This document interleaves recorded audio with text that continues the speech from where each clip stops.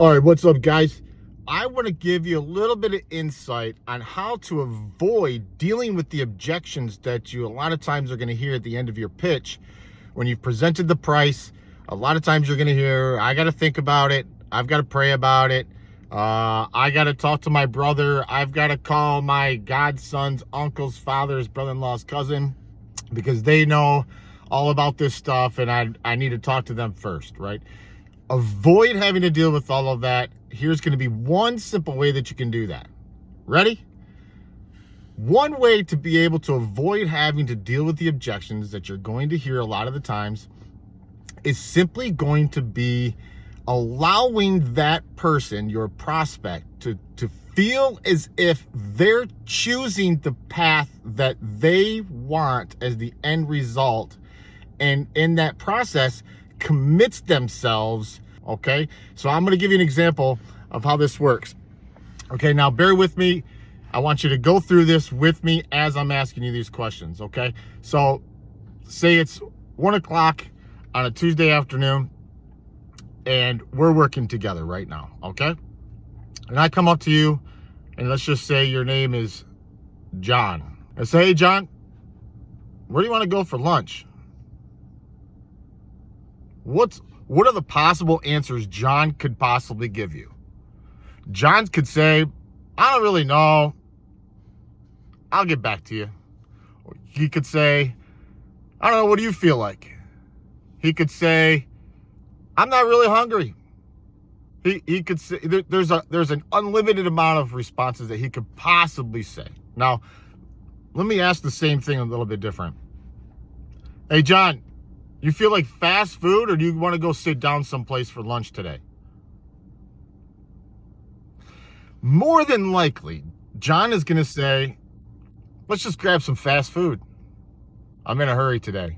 I got a lot to do. Or he might say, you know, let's sit down for a few. I need a break. Hell, he might say, I don't know, I was kind of thinking carry out. Right? But what he didn't say is he's not going to say, I don't know. He might say, I don't care. I don't care, whatever you want to do.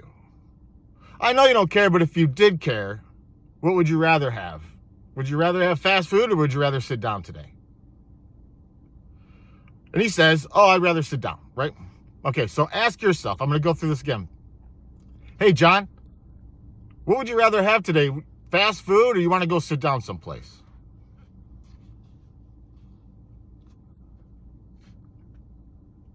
Okay. Yeah, great. Would you rather have Applebee's or would you rather go to Olive Garden?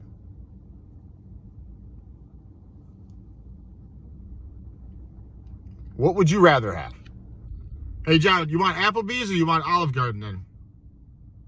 Okay, so we're going to go sit down to eat and we're going to go to Olive Garden. Sounds good. Are you driving or am I? Right? What you want to do is you want to give your prospect two options so that they, ooh, my nails are dirty, so that they will choose based upon the options because it's the path to least resistance. So the least resistance for them, if you just say, hey, you feel like going to lunch? I don't know. That's the least resistance. Maybe. I don't know, where you want to go, right? But if you say, hey, do you want to go to, you want Burger King or Wendy's? If anything, they're going to say, I kind of feel like something else, right? But they're going to give you the information. They're going to tell you, they're either going to go down the path that you're taking them, or they're going to give you the information that you need to close them, right? So that's one way to avoid having to deal with hearing an objection at the end. During your process, get a commitment as the stamp of approval on each segment that you're covering with the prospect so that at the end of that segment, so for instance, if you're covering portions of the materials and you're giving your presentation of what you're offering them, and at the end of the different portion you're showing them, just simply ask them, if price isn't an issue, price aside, what would you rather have? Would you rather have this or would you rather have this on your home? I mean, it's a no-brainer, isn't it? That's kind of what I think too. All right, so do you have any questions about any of that? You don't say, does that make sense? Don't say that. Do you have any questions about any of that before we move on? Okay. So now, and then get into the next step. So that way, each step you're asking them, you don't say, now, do you want underlayment? What kind of underlayment do you think you'd need? Or what kind of shingles do you think you want? Or you don't want to just ask them an open-ended question, a question that allows them to just give a response that goes down a bunch of different paths, because at the end of a bunch of different paths is I need to think about it. I got to talk to my brother. I got to do all these other things besides buy from you. That's what you don't want. So give them the options. You want this or this? I'd rather have. I know you don't know what you'd rather. If they say, I don't know, I know you don't know, but if you had to choose, what would you rather have? This or this on your home? Right? They're going to choose one. Excellent. Put that in front of them, put the other one away. So at the end, focus on avoiding those objections, getting out of the way of that accident, and keep the focus on one thing, and that is the price.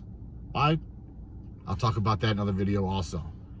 Avoid objections, give them some options, commit them with any questions about that before we move on. Let's get to the next step. That will get you to the price and minimize your objections. All right. Hope you found some value in this. Like, subscribe. Let me know what you think. See you in the next one.